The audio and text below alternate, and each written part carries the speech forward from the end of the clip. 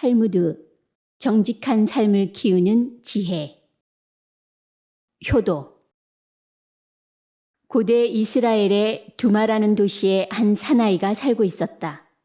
그는 금화 6,000개의 값어치에 해당하는 커다란 다이아몬드를 하나 가지고 있었다.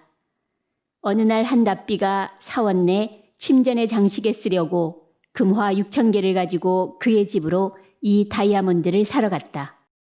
그런데 공교롭게도 그의 아버지가 다이아몬드를 넣어둔 금고의 열쇠를 베개 밑에 놓고 낮잠을 자고 있었다. 그러자 사나이는 단호하게 말했다. 단잠을 주무시는 아버지를 깨울 수는 없습니다. 그러므로 다이아몬드는 팔 수 없습니다. 다이아몬드를 팔면 굉장한 돈을 벌 수 있었음에도 불구하고 사내는 잠들어 있는 아버지를 깨우지 않았다.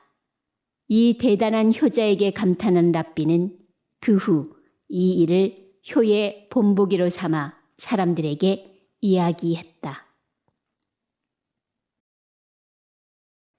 세 가지의 현명한 행동. 예루살렘에 사는 어떤 사람이 여행 도중 병이 들었다.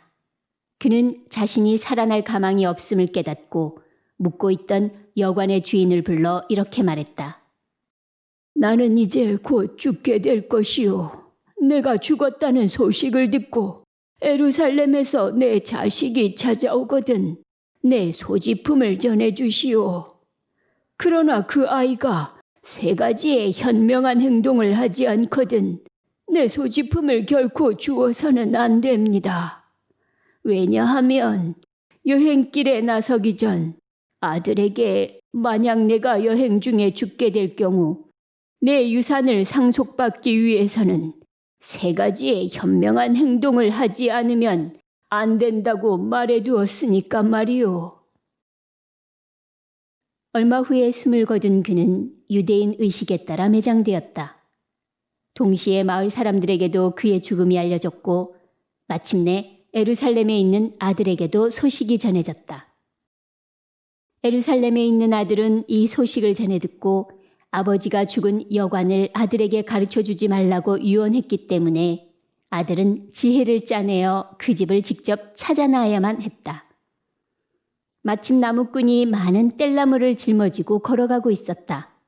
아들은 그를 불러 세워 뗄나무를 산 다음 예루살렘에서 온 나그네가 죽은 여관으로 배달해달라고 이르고는 그 나무꾼의 뒤를 따라갔다. 나무꾼의 뜻밖의 방문에 여관 주인은 몹시 놀라며 나무를 살 일이 없다고 하자 나무꾼은 이렇게 말했다. 아닙니다. 지금 내 뒤를 따라오는 사람이 이 뗄나무를 이 집에 갖다 주라고 했습니다.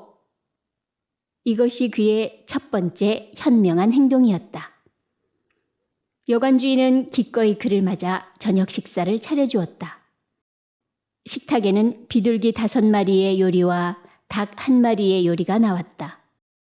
여관 주인과 그의 아내, 2 아들과 2 딸, 그리고 아버지의 유산을 찾으려고 방문한 아들, 이렇게 7명이 식탁 앞에 앉게 되었다. 자, 그러면 이제 이 음식을 모두에게 나눠주십시오. 하고 주인이 말하자 그는 아닙니다. 그것은 주인께서 나누어 주시는 것이 좋을 것 같습니다. 하고 말했다. 그러자 주인은 이렇게 말했다. 당신이 손님이니까 당신 좋을 대로 나누어 주십시오. 그리하여 그는 음식을 나누기 시작했다. 먼저 비둘기 1마리를 2 아들에게 주고 또 1마리는 2 딸에게 주었다. 그리고 또 1마리를 부부에게 주고서 그는 나머지 비둘기 2마리를 자신의 몫으로 남겨놓았다. 이것이 그의 2번째 현명한 행동이었다. 주인은 이것을 보고 몹시 못마땅한 표정을 지었다. 다음에 그는 닭 요리를 나누기 시작했다. 우선 머리를 떼어 주인 부부에게 주고 2 다리는 2 아들에게 주고 2 딸에게는 날개를 준 다음 나머지는 자기 몫으로 남겨놓았다. 이것이 그의 3번째 현명한 행동이었다. 여관 주인은 마침내 화가 나서 소리쳤다. 당신네 고장에서는 이렇게 합니까? 당신이 비둘기를 나누어 줄 때는 참고 있었지만 닭을 나누는 것을 보고 있으려니 더 이상 참을 수가 없소. 도대체 이게 무슨 짓이오? 그러자 젊은이는 이렇게 말했다. 저는 처음부터 음식을 나누는 일을 맡고 싶지 않았습니다. 그러나 주인께서 간청하심으로 저는 최선을 다해서 나누었을 뿐입니다. 그러면 그 이유를 말씀드리지요. 당신과 부인, 비둘기 한 마리를 합쳐 셋, 두 아드님과 비둘기 한 마리를 합쳐 셋, 두 따님과 비둘기 한 마리를 합쳐 셋, 비둘기 두 마리와 나를 합쳐 셋이니 이보다 더 공평하게 나눌 수는 없을 것입니다. 또 주인 내외부는 이 집안의 가장이시니 닭의 머리를 드렸고 당신의 두 아드님은 이 집의 기둥이므로 두 다리를 주었습니다. 두 따님에게 날개를 준 것은 머지않아 다른 집으로 시집을 갈 것이기 때문입니다. 그리고 나는 배를 타고 여기에 왔고 다시 배를 타고 돌아가야 하기 때문에 배처럼 생긴 몸통을 내 몫으로 했던 것입니다. 자, 이젠 저희 아버지가 남기신 유산을 돌려주시지요. 아버지의 유서. 예루살렘에서 멀리 떨어진 곳에 살고 있는 한 유명한 유대인이 아들을 예루살렘의 학교에 입학시켰다. 그런데 아들이 예루살렘의 학교에서 공부하고 있는 사이에 아버지는 병이 들어 아무래도 아들을 보지 못하고 죽을 것 같아 유서를 썼다. 자신의 전 재산을 한 노예에게 물려주되 그 중에서 아들이 바라는 것을 꼭 한 가지만 주도록 하라는 내용이었다. 얼마 후에 그가 죽자 노예는 자기의 행운을 기뻐하며 예루살렘으로 뛰어가서 아들에게 유서를 전했다. 아들은 매우 놀라며 몹시 슬퍼했다. 아버지의 장례를 치른 다음 아들은 어떻게 하면 좋을지 곰곰이 생각하다가 랍비를 찾아갔다. 그는 전후 사정을 설명하고 어째서 아버지는 저에게 재산을 조금도 물려주지 않았을까요? 아버지를 실망시킨 적은 한 번도 없는데요. 하고 불평했다. 그러자 랍비는 이렇게 말했다. 천만에 자네 아버지는 매우 현명한 분이셨고 또 자네를 진심으로 사랑하셨네. 이 유서를 보면 그것을 잘 알 수 있지 않은가? 그러나 아들은 노예에게 재산을 다 물려주시고 아들에게는 아무것도 남겨주시지 않았는데도 말입니까? 애정이라고는 조금도 없는 어리석은 행위로밖에는 생각되지 않습니다. 하고 원망스럽다는 듯이 말했다. 그러자 랍비는 이렇게 말했다. 자네도 아버지만큼 현명하게 머리를 써야 하네. 자네 아버지가 진정으로 무엇을 바라고 있었는지 생각해 본다면 자네에게 훌륭한 유산을 남겨주셨다는 사실을 알 수 있을 것이네. 아버지는 자신이 죽은 후 노예가 재산을 갖고 도망치거나 재산을 마구 써버리거나 심지어 자기가 죽었다는 사실마저도 자네에게 전하지 않을지도 모른다고 생각하여 전 재산을 노예에게 주신 것일세. 재산을 전부 노예에게 주면 그는 기뻐서 급히 자네에게로 달려가 그 사실을 확인시키려 할 것이고 재산을 소중하게 간수해 둘 것이라고 생각했던 것일세. 그렇지만 그것이 저에게 무슨 소용이란 말입니까?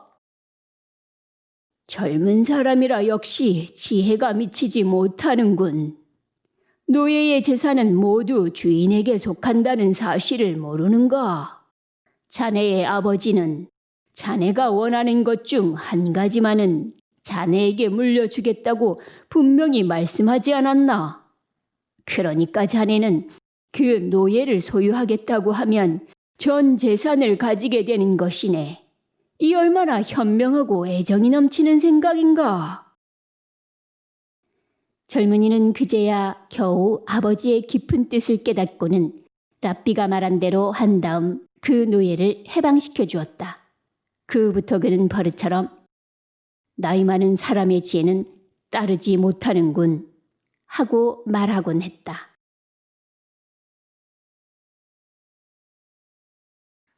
정직한 삶. 한 유대인 부인이 백화점의 염가 판매 행사에 다녀왔다. 집에 돌아와서 사온 물건을 살펴보던 중 자신이 사지 않았던 물건이 들어있음을 알았다. 그것은 무척 값비싼 보석 반지였다. 그녀가 사고자 한 것은 단지 양복과 외투였을 뿐이었다. 아들과 단둘이 살고 있는 그녀는 생활이 그다지 풍족하지 않았는데 어린 아들에게 그 사실을 이야기하고 아들과 함께 나에게 의논을 하러 왔다. 그래서 나는 탈무드의 이야기를 들려주었다. 어느 랍비가 나무꾼으로 생계를 유지하고 있었다. 언제나 그는 산에서 마을로 나무를 날랐다. 어느 날 그는 왕복 시간을 들 수 있는 한 줄여 탈무드 공부에 열중하겠다고 마음먹고 당나귀를 한 마리 사기로 했다. 그는 시내에 가서 아랍인으로부터 나귀를 샀다. 제자들은 당나귀가 생겨 랍비가 더 빠르게 마을과 산을 왕복할 수 있게 된 것을 기뻐하며 시냇가에서 당나귀를 씻기 시작했다. 그러자 당나귀의 목을 묶었던 끈 사이에서 다이아몬드가 나왔다. 제자들은 이제 랍비는 가난한 나무꾼 신세를 면하고 공부할 시간과 자신들을 가르칠 시간이 더 많아졌다고 기뻐했다. 그런데 랍비는 제자들에게 곧 시내로 가서 아랍인 상인에게 다이아몬드를 돌려주라고 했다. 제자가 선생님이 사신 당나귀가 아닙니까? 하고 묻자 랍비는 나는 당나귀를 산 일은 있지만 다이아몬드를 산 적은 없다. 정당하게 내가 산 것만을 갖는 것이 옳지 않느냐? 고 말했다. 결국 그는 직접 아랍인 상인에게 다이아몬드를 돌려주러 갔다.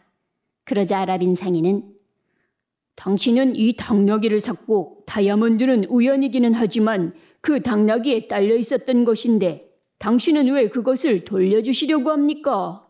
하고 물었다. 이에 랍비는 이렇게 대답했다. 자기가 산 물건이 아닌 것은 갖지 않는 것이 우리 유대의 전통입니다. 그러니 이것을 당신에게 돌려드립니다. 아랍인 상인은 감격하며 말했다. 당신들의 신은 훌륭한 신임에 틀림없습니다. 이 이야기를 듣고 있던 그녀는 자신이 사지 않은 물건 보석 반지를 곧 되돌려 주러 갈 테지만 뭐라고 말하며 돌려주면 좋을지 나에게 의논했다. 그래서 나는 이렇게 말했다. 그 반지가 백화점의 것인지 판매원의 것인지 알 수 없지만 왜 돌려주느냐고 물으면 당신이 유대인이기 때문이라고 대답하십시오.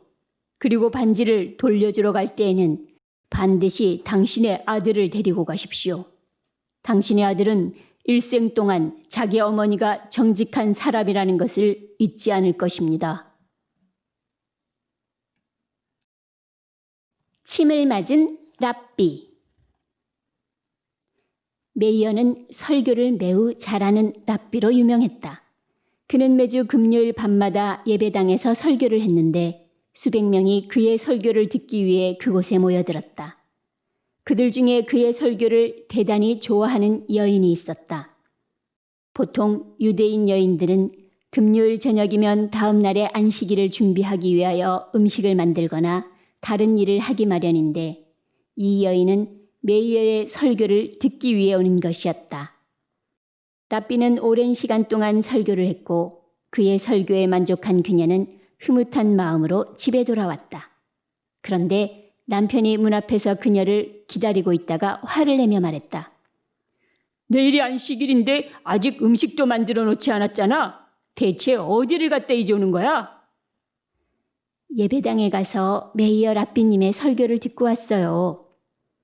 그러자 남편은 몹시 화를 내며 이렇게 말했다. 그 랍비 얼굴에 침을 뱉고 오기 전에는 집에 들어올 생각도 하지 마. 남편에게 쫓겨난 아내는 하는 수 없이 친구 집에 머물렀다.